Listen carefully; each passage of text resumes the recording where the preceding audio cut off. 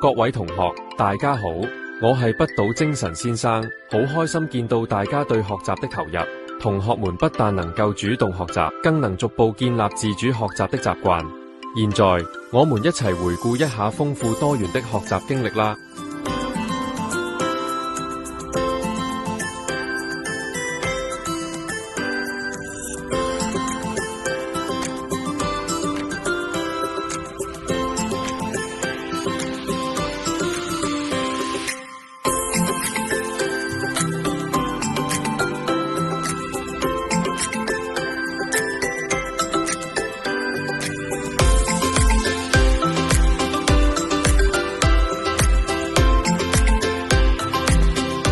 各位同學，你們在自律、守規方面都做得好好啊！無論課堂內外，同學們已建立常規，懂得互相尊重，校園變得井然有序，循道的學生都培養出良好品格。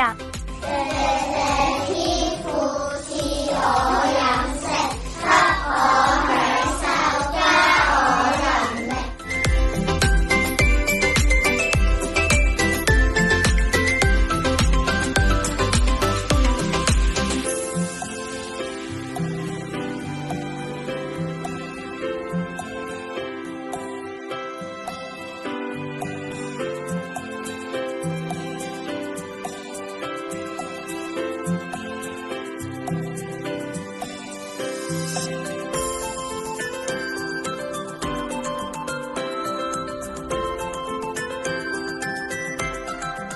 希望大家做最好嘅自己。循道學校俾咗同學好多獎勵，例如電子獎勵計劃、雪糕日、暢玩海洋公園同埋零功課日。